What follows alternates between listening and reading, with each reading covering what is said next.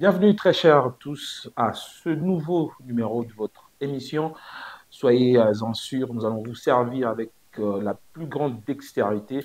Nous sommes ce passage oblige qui vous amène bien sûr à découvrir qui est vrai, qui est faux prophète. Voilà, donc au cours de cette tranche d'émission, nous allons essayer de sonder pour savoir quelles sont les qualités d'un vrai prophète, quelles en sont également pour les mauvais ou les faux prophètes. Alors, pour ce faire, nous avons un prophète sur ce plateau, sur ce beau plateau de passage oblige, prophète Prosper Lukusa, voilà, fils d'un pasteur. Nous saluons également son père biologique qui se nomme simplement pasteur Vincent Kapajika. Il est prophète de ministère. Il évolue ou encore il dirige le ministère international AVL, voilà, qui veut dire simplement aigle qui vole. Alors, au cours de cette tranche, nous allons essayer d'en savoir un peu plus.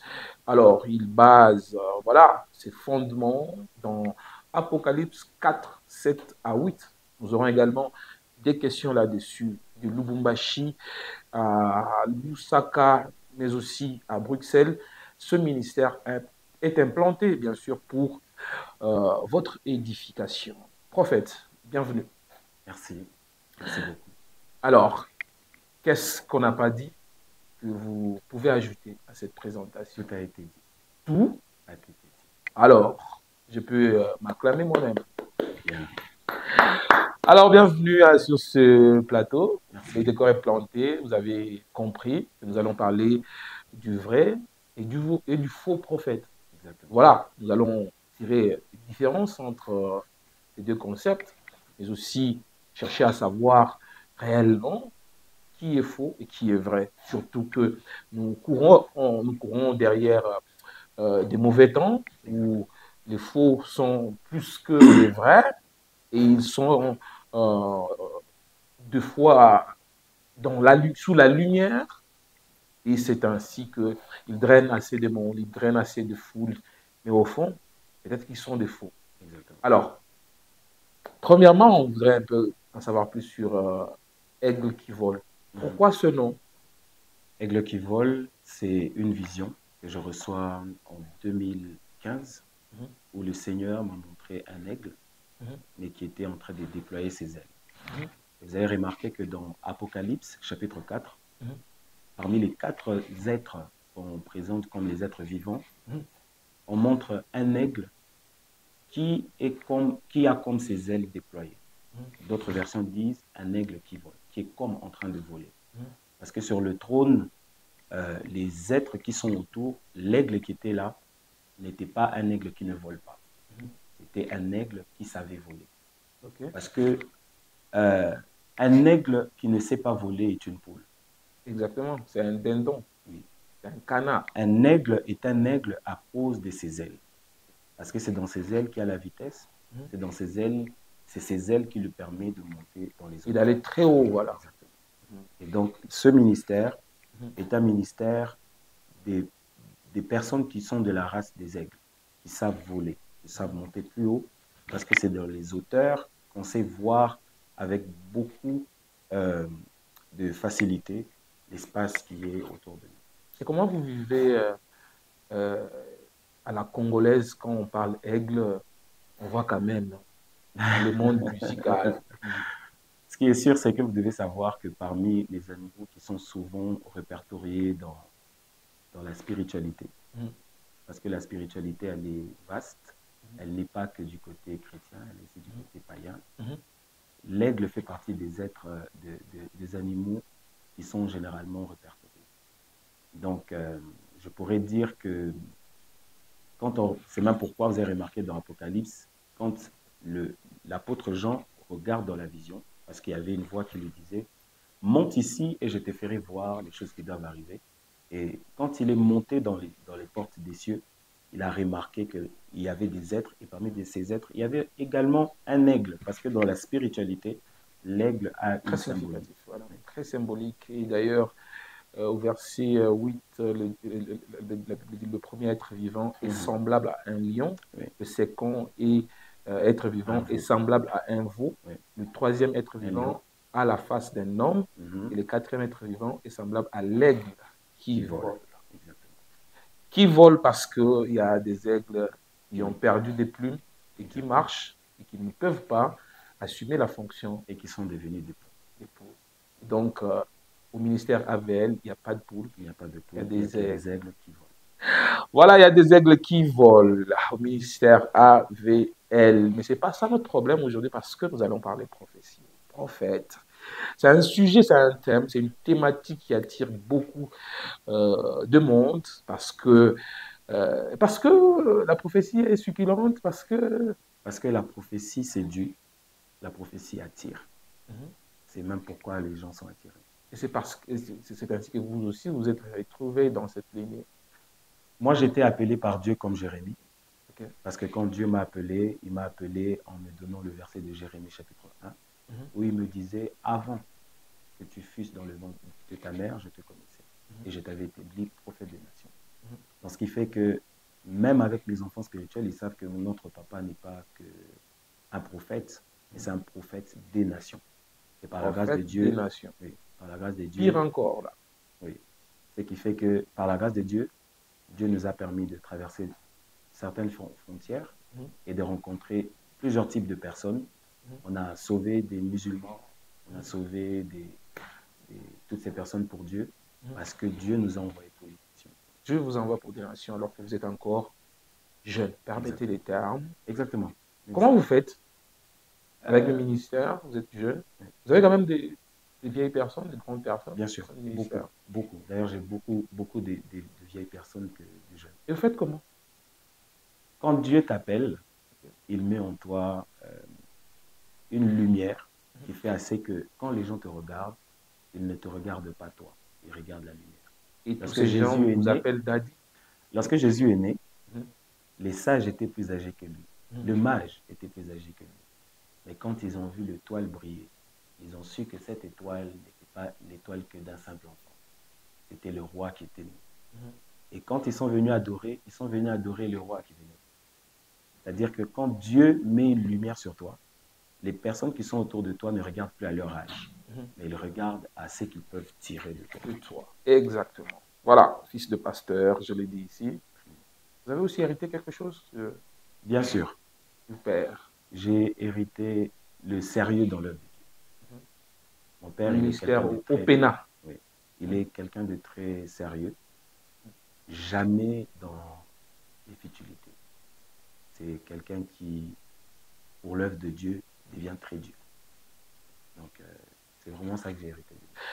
Marié, père de combien d'enfants? Célibataire? Fiancé. Fiancé. Ma femme, oui, elle est en Belgique actuellement. Je la salue d'ailleurs. Voilà. Alors, qui est prophète? Qui est-ce qu'on peut appeler prophète? Alors, le concept prophète est un concept très grand. Et je pense que ça peut faire fonction d'un séminaire de plus de 2 ans. Mais le prophète, dans la Bible, je voulais qu'on commence par un texte, si on peut. Dans 2 Chroniques, chapitre 9, verset 29, la Bible dit « Le reste des actions de Salomon, les premières et les dernières, cela n'est-il pas écrit dans le livre de Nathan, le prophète, et dans les prophéties d'Achija de Silo ?» Dans la Bible, il y a ce qu'on appelle la loi de la première mention. C'est-à-dire que la première fois qu'un mot a été écrit ou mentionné dans la Bible. Et vous savez très bien qu'on ne peut pas parler d'un prophète sans parler de la prophétie. Parce que, et prophète, c'est lui qui est lié directement à la prophétie, au mot au mot prophétie. Et vous allez remarquer que dans la loi de la première mention, la première fois qu'on mentionne le mot prophétie, je ne dis pas la première fois que la prophétie a été manifeste, mais la première fois qu'on mentionne dans la Bible le mot prophétie, c'est dans 2 Chroniques, chapitre 9, verset 29. Et vous allez remarquer que la racine hébraïque du mot prophétie veut dire niboua.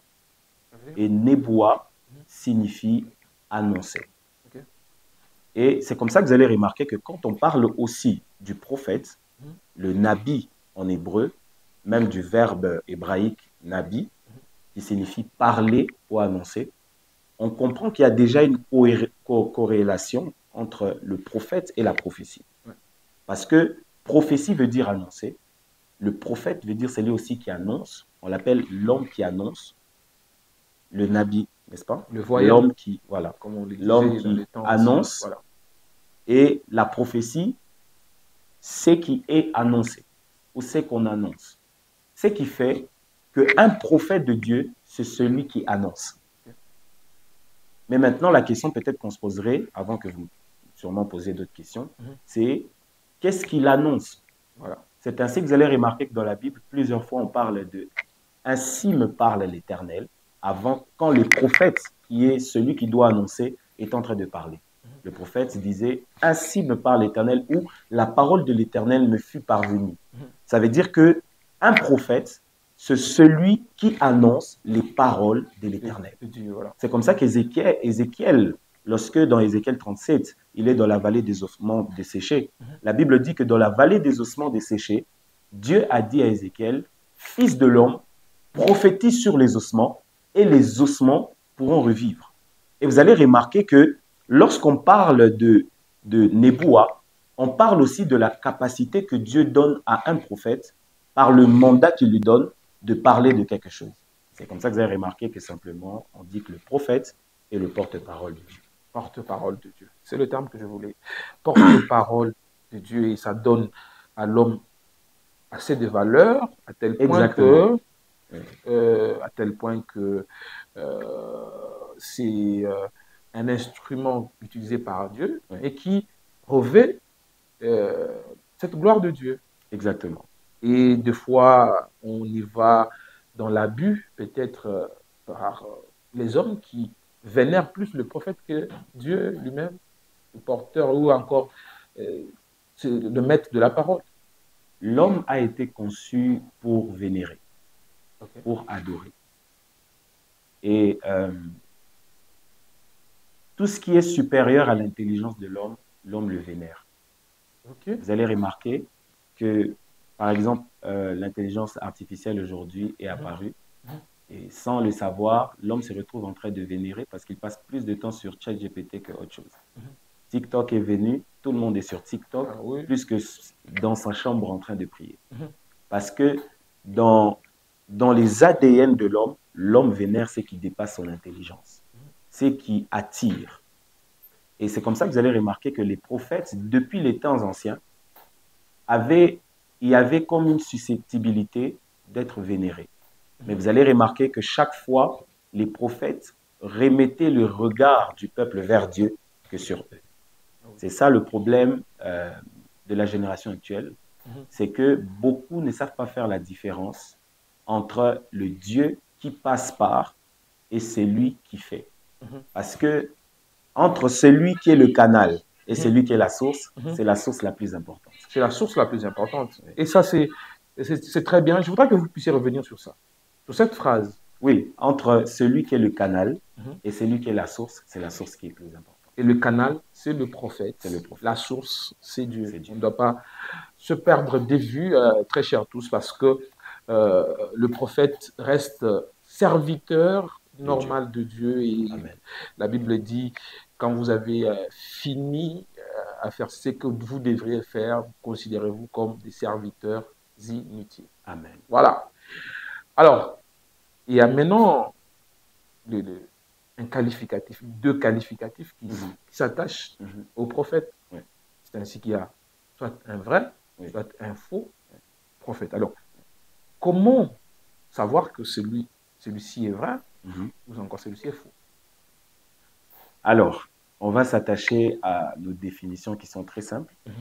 Je dis qu'un prophète, dans la Bible, est appelé un nabi, qui est celui qui annonce les paroles de Dieu, ou un porte-parole de Dieu.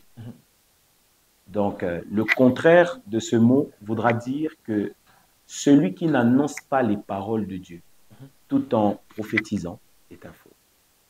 C'est-à-dire quelqu'un qui vient parler à la place de Dieu sans que ce ne soit Dieu qui soit en train de parler. C'est-à-dire qui utilise la psychologie. C'est un faux prophète. Voilà. Je vais vous donner 2 versets qui vont soutenir ce que je suis en train de dire.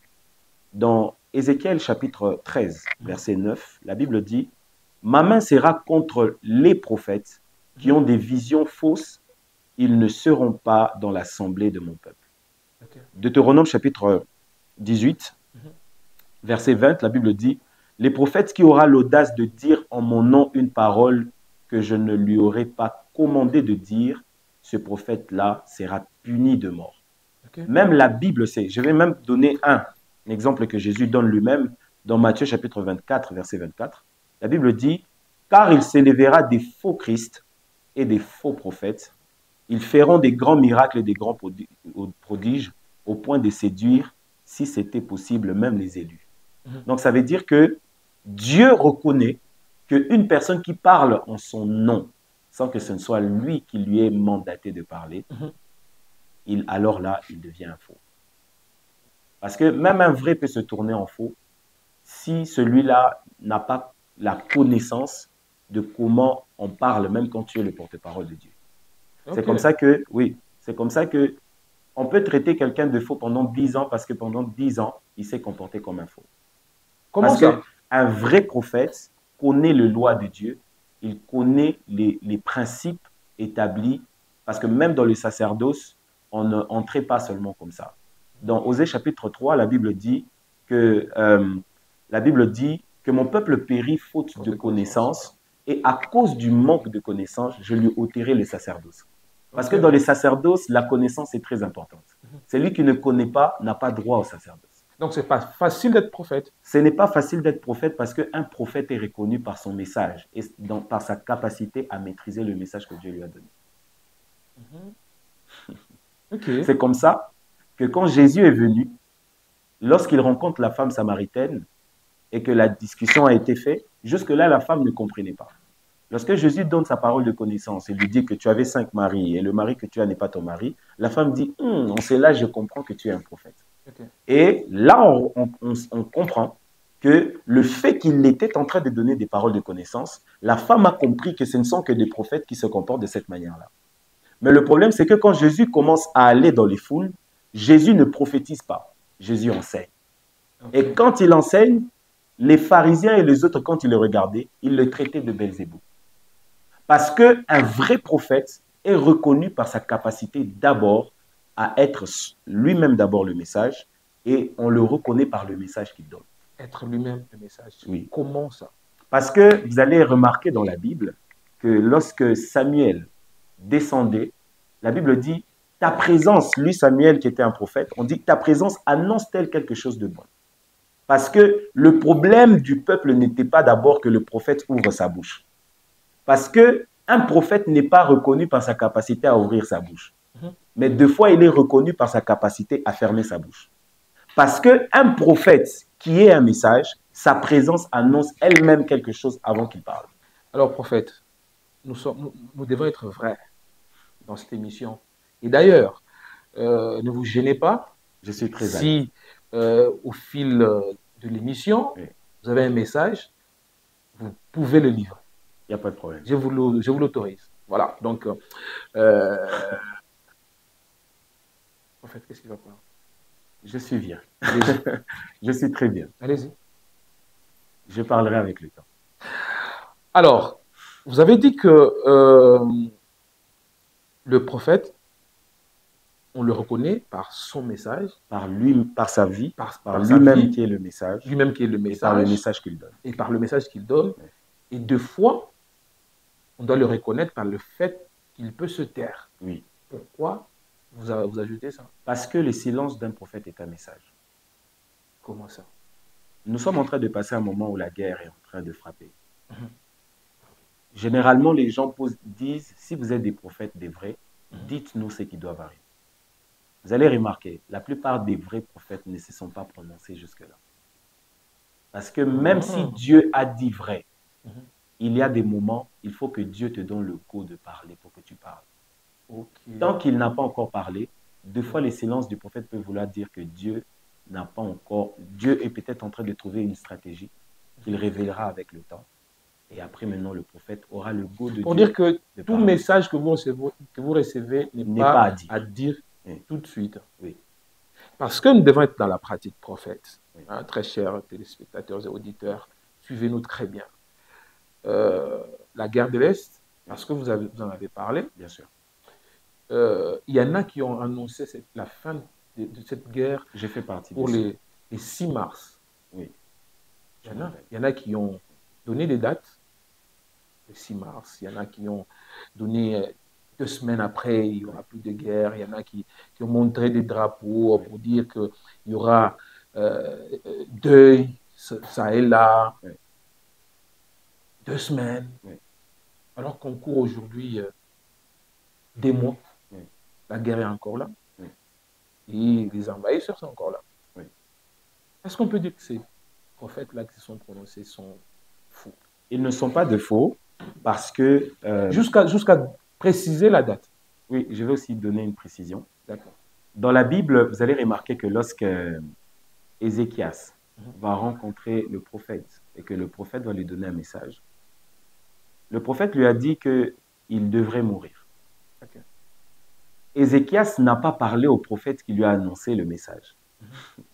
Ézéchiel est retourné vers celui qui a envoyé le prophète, ouais. Et il a demandé, il a rappelé à Dieu des souvenirs. Et la Bible dit que Dieu a ramené le même prophète qui avait annoncé avant qu'il sorte dans la cour pour dire à Ézéchias que Dieu lui a rajouté 15 ans de plus dans les années de vie qu'il devra avoir. Je peux vous choquer? Choquez-moi, je suis disposé. Si Ézéchias devait vivre 90 ans, Dieu lui a rajouté 15 ans de plus.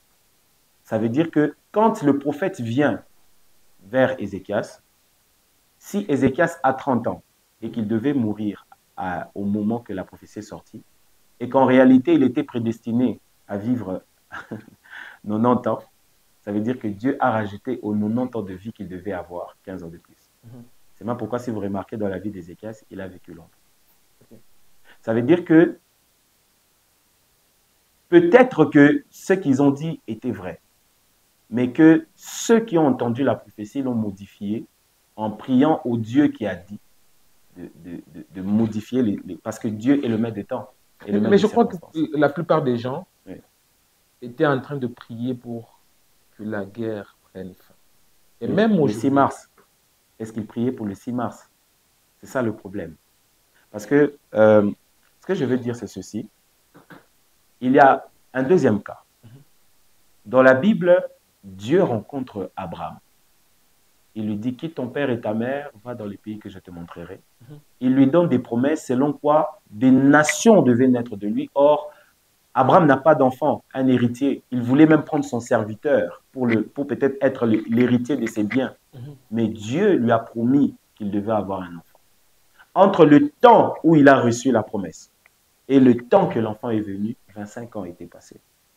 Quand l'ange est venu, quand le Seigneur est venu avec les 2 anges qui sont venus, lorsqu'il a vu parmi les 3 un qui s'est distingué, il a dit, mon Seigneur vient ici, il a lavé ses pieds. Il lui a dit, l'année prochaine, à la même époque, tu auras un enfant. Ça veut dire qu'il y a des moments où, lorsque Dieu te donne une promesse, Dieu peut te dire l'année prochaine à la même époque, mais ça prend plus de temps que la normale. C'est même comme ça que dans les promesses, Dieu avait dit à Abraham, dans une des promesses, qu'il y a un événement qui devait prendre normalement 400 ans. Mais quand vous faites une étude, c'est 430 ans qui se sont passés. C'est Dieu lui-même. La captivité du peuple d'Israël en Égypte. Exactement. Ce n'est pas les prophètes qui ont annoncé. C'est Dieu qui a annoncé. Mais Dieu lui-même, sûrement à cause de circonstances qui se sont passées, Dieu a modifié. Il y a des choses quand les hommes font, même quand ils ont reçu une prophétie avec précision, qui peuvent modifier le cours de temps que Dieu a prévu pour une prophétie. C'est comme ça que c'est important que les prophètes parlent. Parce qu'un prophète peut vous dire, quand vous allez sortir de ce plateau, vous allez rencontrer un fou, et un fou vous dira ceci. Mais si vous, maintenant ici, en sortant, vous insultez quelqu'un, Dieu peut voir que vous n'avez pas du sérieux. Et il peut modifier le cours de l'histoire et vous faites 5 ans après, peut-être 5 ans après, que vous rencontrez l'événement qu'un prophète avait annoncé. Ça veut dire que moi, je crois que, parce que j'ai suivi aussi, que ce que le prophète avait dit était sûrement vrai. Mais je pense que sûrement le comportement du peuple a sûrement influencé le cours des circonstances qui a changé le temps. Moi, par exemple, je vais le dire sur ces plateaux, comme vous m'avez donné l'opportunité de le dire. Dieu m'a dit, et je l'avais écrit sur mes pages, sur mes réseaux sociaux, Dieu m'a dit que la guerre de l'Est, les prémices, j'étais très souple, le prémisse de la fin de la guerre de l'Est vont être manifestées dans la deuxième moitié de l'année. Mois de juin. Dans la deuxième moitié de l'année. Juin, juillet, août. Dans la deuxième moitié de l'année. C'est un peu vague. Oui. Parce que Dieu ne m'a pas donné le mandat du temps. S'il m'avait dit le 25 juin, j'allais dire le 25 juin. Mais Dieu m'a dit les prémices de la libération du peuple congolais, surtout ceux du côté de l'Est du pays, va commencer dans la deuxième moitié de l'année, les prémices. Parce que pour être vrai, cette guerre va s'arrêter à partir de l'année prochaine. À partir de l'année prochaine. Cette année, on va finir l'année sans que les tensions se baissent. Et ils vont même monter. Mais les prémices de la fin de cette guerre vont être manifestées dans la deuxième moitié. Vous voulez parler de l'accord USA? Je ne suis pas politicien. Mais dans la deuxième moitié de l'année, il y aura les prémices de la fin de cette guerre. Dans la deuxième moitié, Papa Daniel Kalim Lokoko a justement enregistré cette partie. Oui. Et j'espère qu'elle va faire son travail, cette partie. Amen. Voilà. Amen. Il y a quelqu'un qui a dit un prophète de Dieu reçoit son message dans un songe ou une vision surnaturelle, ou encore à travers une parole divine. Il ne se base pas sur ses propres impressions ou ses pensées personnelles. Alors, comment se dédouaner de ses pensées et de ses impressions personnelles pour soutirer juste la parole de Dieu? Parce que ce n'est pas facile. Vous recevez par songe ou par rêve, et le transcrire, le retenir avec fidélité et dégager cette parole de Dieu de nos émotions et autres. Je pense que c'est un exercice difficile. C'est très difficile parce que le prophète acquiert la maturité à interpréter les visions qu'il reçoit avec le temps. Avec le temps. Oui. Parce que, par exemple, à mes débuts, je pouvais voir des choses que je ne comprenais pas. Je pouvais voir, être à l'époque à l'école et voir que le professeur écrivait là, mais moi je voyais des trucs qui étaient écrits comme en hébreu ou en grec. Mais je ne pouvais pas savoir que c'était du grec. C'est aujourd'hui que j'ai compris que c'était du grec et de l'hébreu que je voyais qu'on écrivait sur le tableau. Mais non, comment vous allez interpréter le fait que vous voyez des lettres écrites en français, mais que plutôt c'est l'hébreu qui était écrit? Qu'est-ce que ça veut dire? Parce que l'hébreu qui est écrit est sûrement un langage que Dieu t'envoie. Mais si tu ne connais pas l'hébreu, tu ne sauras pas interpréter. Donc la première des choses qui fait à ce qu'un prophète soit capable d'interpréter les visions, c'est la connaissance qu'il a. Et je l'ai dit depuis le début. Un prophète qui n'a pas de connaissance sera limité dans la compréhension de certaines visions parce que la plupart des images trouvent leur surbassement dans les Écritures. C'est comme ça que vous avez remarqué, la Bible dit, dans la version hébraïque de Osée chapitre 3, la Bible dit que mon peuple périt faute de connaissance à cause du manque de connaissance de la Torah. Or, la Torah est le livre des Juifs. Donc, ça veut dire que il est question d'un livre qu'il faut lire. Parce que la Bible, je crois, surtout dans cette génération, beaucoup ont laissé leur Bible. C'est pourquoi ils ne sont pas capables d'interpréter, de soutirer la pensée cachée derrière tout ce qu'ils reçoivent dans leur esprit. Dieu parle pas de plusieurs manières. La Bible dit Dieu parle cependant tantôt d'une manière, tantôt d'une autre. Donc, je pense que des fois, c'est une erreur de donner le type des... c'est pas le bon moyen de donner le type de moyen par lequel Dieu passe. Parce que Dieu ne passe pas que sur le moyen qu'on donne. Voyez-vous, Dieu peut vous parler juste par ce tableau qui est en face de nous. Dieu peut vous parler que par le fait que je sois habillé en veste tel que je suis. Dieu peut vous parler que par le fait que votre bouteille d'eau est juste à côté de vous. Dieu peut vous parler que par votre stylo que vous avez dans vos mains. Dieu peut vous parler par les rêves que vous faites ou par La succession d'événements, par exemple. Voilà, c'est-à-dire tout ce qui est fonction de la nature, du comportement de la nature, c'est-à-dire l'homme, les animaux, les arbres, tout ce qui nous entoure, est susceptible d'être un moyen par lequel Dieu passe. Donc, ce qui fait que si on dit tout simplement que Dieu parle par des visions, par des songes, c'est limiter Dieu dans sa manière de parler. C'est le limiter. C'est le limiter. Vous avez mis un accent sur la connaissance de la parole de Dieu, sur la Bible. Et avant de revenir sur peut-être la connaissance et la Bible, comment vous parvenez à différencier une prophétie d'une parole de connaissance ou encore d'une parole de sagesse? Parce que ce sont des préceptes ou encore des choses différentes. Exactement. Comment vous parvenez à différencier? Parce que dans la plupart des cas, aujourd'hui, on est en train de vivre beaucoup plus des séances de paroles de connaissance, par exemple, que des prophéties. Comment vous parvenez à le faire? C'est exceptionnel. J'aime cette question parce que aujourd'hui, ça me donne l'opportunité de donner une lumière que Dieu a mis dans mon esprit.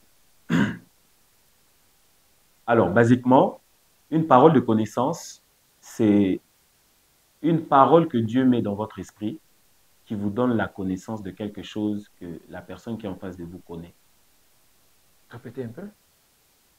Une parole de connaissance, c'est une parole que Dieu met dans votre esprit ou une connaissance que Dieu met dans votre esprit de connaître exactement les choses que la personne qui est en face de vous connaît. C'est-à-dire que... Comme ce qui est arrivé le jour de la Pentecôte. Exactement. Je vous donne un exemple. Jésus, comme je l'ai donné récemment, je vais donner des exemples simples pour que même les téléspectateurs nous comprennent. Jésus est en face de la femme samaritaine. Il lui dit, donne-moi de l'eau. Elle dit, ils font un échange. Entre nous et vous, il y a pas... Et après, Jésus dit, bon, ok, si tu connaissais celui qui était devant toi, tu l'aurais demandé. Exactement. Et après, Jésus remarque que jusque-là, elle ne comprend toujours pas. C'est que Jésus veut lui faire comprendre, même en parlant de l'adoration, l'heure vient, elle est déjà venue, les vrais adorateurs adoreront le Père en esprit de vérité. Elle ne comprend toujours pas. Alors, qu'est-ce que Jésus fait? Quelque chose de plus proche d'elle. Oui. Tu as 5 maris. Oui. Il lui dit, tu as 5 maris. Et celui qui est même là n'est pas ton mari. Jésus a donné une parole de connaissance des choses qu'elle connaissait. Que Jésus, normalement, comme il était 100% homme et 100% Dieu, si on le prend juste dans la dimension de l'humanité, ne devait pas connaître. Exactement. Comment expliquerez-vous qu'un prophète comme moi, je ne vous connais pas, que je vous donne par exemple un nom et que ça soit quelqu'un qui est très proche de vous, mais que je ne le connaisse pas? Sachant que moi, je ne suis pas dans votre entourage, que je ne peux pas soutirer cela, que ce soit sur Facebook ou sur les réseaux sociaux, ou de vous raconter une histoire. Jusqu'à présent sur Exactement. Facebook. Exactement. Si vous me dites quelque chose ici. Exactement. Par exemple, je vous dis quelque chose maintenant et que ça peut venir. Du moment que je dis et que ça touche votre vie privée que les autres ne peuvent pas connaître, la parole de connaissance que vous connaissez peut être un message que pour vous. Je vais vous expliquer. Voilà. Lorsque Jésus donne la parole de connaissance, tu as 5 maris et le mari qui est avec toi, ce n'est pas ton mari. Jésus est en train de dire à la femme qu'elle était en train de vivre dans l'impudicité. L'impudicité, voilà. Indirectement. Ça veut dire qu'une parole de connaissance peut cacher un message. Voilà. Parce que la prophétie annonce les choses à venir, mais la parole de connaissance annonce les choses passées et présentes. Dans la parole de connaissance, le prophète a la capacité de voyager dans le passé et dans le présent. Mais maintenant, quand il veut entrer dans le futur, c'est la prophétie qui peut lui faire entrer. C'est comme ça qu'on dit, on reconnaît un prophète par l'accomplissement. L'accomplissement, c'est dans le futur. J'ai annoncé aujourd'hui quelque chose, par exemple, parlant du Congo, et je sais, parce que je vous ai dit, Dieu m'a appelé prophète des nations. L'investiture du président Trump, je l'ai prophétisé. Sur mes réseaux sociaux, tout le monde sait. Donc, je vais commencer à vous suivre là. Et comment ça Vous voyez? en fait là? J'ai prophétisé sur beaucoup de choses, même des choses qui sont arrivées en Israël et ailleurs. Mais vous voyez, comme on n'a pas l'audience, il y a des choses que une catégorie de personnes peut connaître, mais d'autres pas forcément. C'est-à-dire que un prophète n'est pas que celui qui annonce les choses à venir. Non. Parce que Jésus n'a donné qu'une parole de connaissance, mais la femme l'a traité de prophète. Et quand elle va dans le pays pour annoncer aux gens que j'ai entendu quelqu'un qui m'a parlé, elle dit, il m'a parlé de toute ma vie. Or, Jésus n'a donné qu'une simple parole de connaissance. Je crois qu'une simple parole de connaissance peut être un message. Un grand message d'ailleurs. Alors, on peut dire que les trois sont entreliés, il n'y a pas moyen de les séparer. Parce que dans le message présent peut se cacher un message futur. C'est comme ça que Satan peut juste voir l'étoile de Jésus et savoir que parce que les mages n'étaient pas des chrétiens. Les mages étaient des païens. C'était des magiciens. Mais ils ont été capables de lire dans l'étoile et de savoir que cette étoile qui brille, c'est un roi. Et quand ils ont vu que c'était un roi, vous savez ce qui s'est passé? Ils sont allés adorer le roi, n'est-ce pas? Ah oui. Ils ont apporté aussi des présents. Ils ont même apporté des présents. Qu'est-ce que je voulais dire par là? Lorsque un prophète de Dieu annonce des choses, deux fois, regardez derrière ce qu'il dit, deux fois, il se cache un message. Je vais donner un simple exemple pour vous laisser la place. Imaginez, je suis dans une église et il y a une maman qui dit dans son cœur, si le prophète cite juste mon nom, je croirai que Dieu a entendu ma prière que j'ai faite à 9 heures. Et qu'après, le prophète dit, j'entends dans mon esprit Rose. Et que Rose, c'est la maman qui a demandé à Dieu de le citer. Je n'ai pas besoin comme prophète d'ajouter, parce que sinon je serais un prophète mensonger. Exactement. Je vais rajouter du mensonge. Si Dieu ne m'a donné que le nom, et que je ne cite que le nom, qu'ai-je fait de mal que de obtempérer à ce que Dieu m'a demandé de faire? Ah oui. Je pense que nos pasteurs ne nous ont pas aidés. Et je crois qu'il faut laisser maintenant la place aux prophètes de parler. Parce que beaucoup de pasteurs ont fait croire aux gens que juste prêcher, parler de la parole de connaissance, c'est un péché. Il faut savoir que parmi les dons spirituels, il y a 9 dons spirituels. Exactement. Voilà. Vous ne pouvez pas donner plus de priori à la prophétie et diminuer la parole de connaissance. Et vous allez remarquer les termes qu'ils utilisent, c'est dites-nous les choses qui doivent arriver. On n'a pas besoin de connaître nos noms et nos détails. Mais s'il vous plaît, Jésus, quand il rencontre Nathanaël, il lui fait comprendre. Personne n'avait dit à Jésus qu'il s'appelait Nathanaël. Il dit, tu es Nathanaël, je t'avais vu dans le figuier. Qui a dit à Jésus qu'il était au figuier? Personne. Bon, pourquoi Jésus, tu veux montrer à Nathanaël que tu vois? Et plusieurs fois, Jésus avait même la notoriété de quelqu'un qui lisait dans les pensées des gens. Exactement. Il a fait autant de fois. Plusieurs fois, il l'a fait. Parce qu'un prophète n'est pas qu'un annonciateur des choses à venir. Un prophète est aussi une personne qui peut vous rappeler votre passé et votre futur. Parce que la parole de connaissance, pour finir, c'est un moyen qui nous permet de nous présenter ou de nous faire comprendre l'omniscience de Dieu. Un moyen qui nous fait comprendre l'omniscience de Dieu, on fait signe que le temps est en train de pousser très vite, aller très très vite d'ailleurs, oui. Alors qu'on n'a pas tout fini. Oui. Alors, aujourd'hui, la Bible est déjà constituée. Oui. On a 66 livres. On a le Nouveau et l'Ancien Testament. On a assez de livres, tout ça. Est-ce qu'il y a encore de la place pour la prophétie? Oui, parce que la prophétie n'est pas... Et si il y a vraiment cette place, c'est laquelle au sein de l'Église aujourd'hui? Alors, la prophétie étant le message inspiré de Dieu, il n'est pas limité. La prophétie peut venir dans l'esprit d'un prophète. La prophétie peut être écrite dans la Bible et écrite dans la Bible. La Bible elle-même regorge des prophéties, des choses qui devront arriver, des choses qui arrivent et des choses qui sont arrivées dans les temps passés. C'est-à-dire qu'on ne peut pas dire y a-t-il la place pour la prophétie, puisque la prophétie n'est pas limitée dans le temps et ni dans l'espace.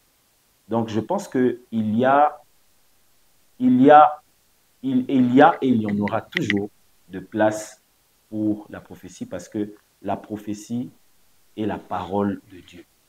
Or, la Bible montre clairement que tout passera, mais la parole de Dieu ne passera jamais. Exactement. Donc, si la parole de Dieu ne demeurera, la prophétie aussi, elle demeurera. Parce que la prophétie, comme je vous ai dit, n'est pas d'abord ce qu'on annonce par rapport au futur, mais la prophétie, c'est la parole de Dieu. La prophétie, c'est la parole de Dieu. Nous sommes en train d'aller vraiment vers la fin. Je ne suis pas encore prêt. Alors, prophète, si quelqu'un vient de nous prendre décision en cours, Oui. qu'est-ce qu'il peut retenir du vrai ou du faux prophète, ou encore de la prophétie d'une manière générale? Est-ce qu'aujourd'hui, nous avons vraiment besoin de la prophétie? Est-ce que nous devons aller vers le prophète pour en savoir plus? Et qui doit vraiment exercer cette activité dans ce temps de la fin, dans ce temps de turbulence, dans ce temps où il y a beaucoup d'abus, mais aussi beaucoup de pasteurs hostiles? Et voilà, donc tracez-nous un peu, faites-nous un peu un tableau complet de la vraie prophétie, de la fausse prophétie, mais aussi du prophète d'une manière générale. Ok. Comme je l'ai dit, la prophétie est la parole de Dieu. Et la parole de Dieu n'est pas la parole du diable. Donc, si la prophétie est la parole de Dieu, on reconnaît un prophète de Dieu lorsqu'il est porteur de l'authenticité de la parole de Dieu. Néboua, comme je l'ai dit, qui est la prophétie en hébreu, veut dire annoncer véritablement ou une annonce qui est une vérité. Et on spécifie que la vérité qui est annoncée, elle est spécifique. Je pense que lorsque on veut reconnaître un vrai, on doit recourir, quand on veut reconnaître, on veut savoir que telle chose est fausse, on doit revoir le vrai. Pour connaître un faux billet, il faut d'abord avoir au préalable connu le vrai billet. Parce que si tu n'as pas touché le vrai billet, tu ne sauras pas reconnaître le faux. Les vrais prophètes sont eux-mêmes un message. Leur vie nous enseigne. Leur vie nous montre que Dieu existe, Dieu est en eux, Dieu marche avec eux. Un vrai prophète, on le reconnaît aussi par ses enseignements et par son message. Un vrai prophète ne parle pas à la place de Dieu, mais un vrai prophète parle quand Dieu lui donne le mandat de parler. Exactement. Un vrai prophète n'est pas dans les mensonges. Parce que vous allez remarquer, plusieurs fois, on fait une liaison entre les prophètes et le mensonge. Vous allez voir, on parle des prophètes mensongères, des personnes qui annoncent des chimères ou de ces genres de choses. Parce qu'un vrai prophète, on ne doit pas le rencontrer dans les mensonges. Un prophète vit dans la vérité. Un prophète ne dit que ce que Dieu lui dit de dire. Et dans la Nouvelle Alliance, un prophète n'est pas d'abord celui qui annonce des choses ou qui voit des choses, comme on dit les voyants. Mais un prophète dans la Nouvelle Alliance est d'abord un enseignant de la parole de Dieu qui vient pour bâtir et construire les enfants de Dieu. C'est ainsi que dans Éphésiens chapitre 4, verset 11, la Bible dit que ne sont-ils pas tous, les uns ont été appelés comme des apôtres, d'autres comme des prophètes, d'autres comme des évangélistes, d'autres comme des docteurs et des pasteurs, pour l'édification des saints en vue de l'œuvre du ministère et de l'édification du corps de Christ, afin qu'ils parviennent tous à l'unité de la foi et de la connaissance du Fils de Dieu, à la stature parfaite de Christ, à l'homme fait. Je crois qu'un prophète de Dieu est celui qui peut réunir tous ces détails. Et n'oubliez pas que l'Église primitive a été établie dans l'enseignement des apôtres et des prophètes. C'est-à-dire qu'on ne peut pas réfuter le prophète ni la prophétie, parce que le prophète a toujours été la méthode de Dieu depuis les temps anciens, même dans l'établissement de l'Église, parce que l'Église de Jésus est d'abord apostolique et prophétique. Donc pour finir, ce que je peux dire, c'est que si vous voulez reconnaître les faux, étudiez le vrai. Ça ne sert à rien d'étudier les faux. Ah oui. Parce que dès que tu connais le vrai, tu sais directement reconnaître le faux. C'est faux. Voilà.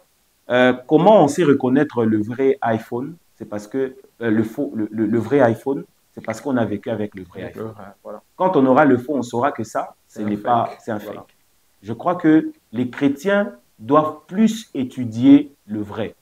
Et à partir du vrai, ils reconnaîtront le faux. Parce que la Bible le dit clairement, que dans les derniers temps, il y aura des faux Christ et des faux prophètes qui viendront. Et bizarrement, j'aime le détail dans Matthieu chapitre 24, verset 24, il dit qu'ils feront des grands miracles. Grand miracle. Parce que vous devez savoir qu'on ne reconnaît pas un vrai prophète forcément par les manifestations qu'il fait. Parce que Moïse jette le bâton, il peut transformer le bâton en serpent. Mais Pharaon aussi a des gens qui peuvent le faire. Voilà. Mais la finalité a toujours été ce qui détermine qui était plus fort. Parce que dans la Bible, il y a la loi du plus fort et c'est très important. Je pense qu'on reconnaît le vrai en vivant avec le vrai. On reconnaît le vrai en vivant avec le vrai. On peut se tenir debout, c'est la fin de cette émission. D'accord. Alors, à moins que vous ayez une parole à rajouter, mais on retiendra qu'un vrai prophète peut donner un message qui peut paraître faux pour le temps et qui, après avoir été soumis à l'épreuve du temps, peut s'avérer vrai. Comme il peut donner un faux message à cause d'une mauvaise interprétation. Et ça ne fait pas de lui faux. Non. Voilà. Donc, on a fini. Merci. À moins que vous ayez quelque chose à dire. Non, je veux dire merci à tous ceux qui nous ont suivis. Je pense que ce qu'on doit retenir, c'est que les vrais existent et attachez-vous aux vrais. Et le Seigneur envoie des vrais prophètes. Parce qu'il a dit à Élie qu'il existe encore 7000 qui n'ont pas fléchi devant Baal. Je pense que beaucoup de gens se focalisent beaucoup sur le faux sans savoir que dans le carquois de Dieu, oui, il y a des vrais qui existent. Ils ne sont pas un but d'argent, ils ne sont pas un but de visibilité, mais qui servent le Seigneur pour de vrai et qui le craignent. Voilà, un vrai prophète de Dieu met Jésus au centre de toute sa vie, mais aussi au centre de son message. Quel que soit le message prophétique annoncé, il doit avoir un lien avec le plan du salut en Jésus-Christ. C'est par cette phrase que nous clôturons cette émission de séjour très chère à tous. Merci à vous, prophète Prosper, d'être venu. Merci. Merci également à toute la grande équipe ITC Productions avec en sa tête Daniel Kalimi Lokoko. Merci à toute la grande équipe qui m'accompagne, Nixon Boukassa, Franck Loutumba, mais aussi toute la cohorte des enfants de Dieu que vous êtes en train, bien sûr, de nous suivre. Je vous fixe un prochain rendez-vous. À la prochaine avec le même et réel plaisir. Surtout, gardez-vous bien et suivez bien Jésus.